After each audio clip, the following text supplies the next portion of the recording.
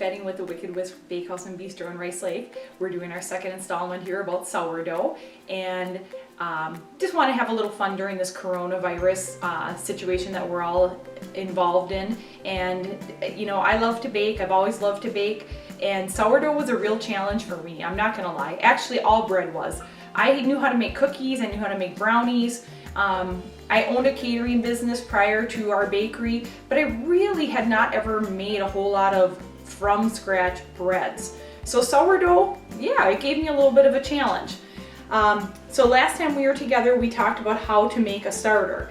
And so now our starter's been kind of growing and festering here, and I just want to show you, festering, that's a bad word, but I just want to show you what we're going to do with it next. So when you make your starter, you need to do something that's called feeding it. And you should feed your starter every day. If you miss a day, don't stress out about it, it's not a big deal. But to feed your starter, basically you're just going to want to take the lid back off of it. And you don't have to have it in a mason jar like this, you know, a regular jar or food safe container with plastic wrap with a couple little holes and loosely, maybe a rubber band. But so basically, you know, as your starter, and this one's a few days old, it's not a brand new starter, but you're gonna start to see this separation in it. So what I'm gonna do to feed my starter right now is, the first thing I'm gonna do is go ahead and stir it to combine all that stinky goodness. So if any of you check out our Facebook page ever, you probably learned recently that I actually do not enjoy the smell of the sourdough starter. I don't really enjoy the smell of yeast in general, but I sure love the end product. So I'm just gonna stir that to combine a little bit. And now this is the part that always seems a little bit sad to me. You actually need to get rid of some of your starter. And so what I'm going to do right now is I'm going to measure off about a ½ cup of my starter, and that's actually going to get discarded. We're not going to do anything else with it. It's just going to go bye-bye. But now we have to feed this starter, and so what I'd like to do is grab another container, and well, you can either do it in the same container or a bowl. This one's kind of tiny. Well, I tell you what, I'm going to try to do it in this one.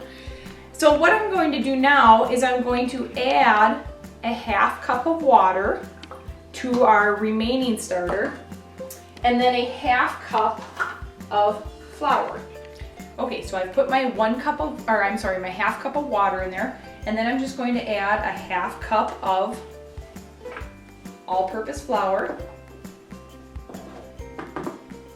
Yep, this is why I need to use a bigger container. I feel like I'm not going to be able to stir that very well.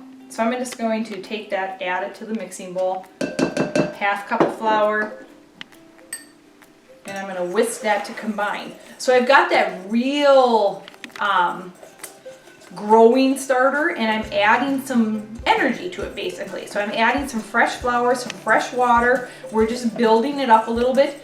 I also like to add a little pinch of whole wheat flour, and not a lot, I mean seriously, just a pinch. A little bit of whole wheat flour just to give it a little extra energy, or rye flour, buckwheat, anything like that will just change it a little bit, give it a little more to feed.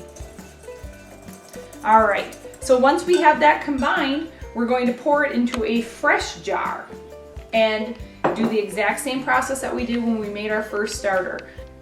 Okay, so I'm just going to get that combined really nicely, and then I'm just going to go ahead and pour it into a fresh jar. When you're pouring it into the fresh jar, you want to try to avoid, like if it's a taller jar, you want to avoid the sides of it. This one filled it up pretty full, so I don't have to worry about it. It's all the way up to the top. But let's say I had a jar that was much taller.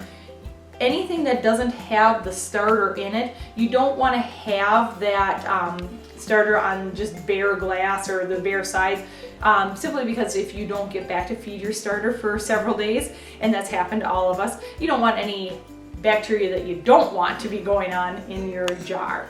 Okay, so simply going to cover it back up with our cheesecloth, put the ring back on it, and this baby's fed. It's ready to go, and just sit for another 24 hours until I feed it again.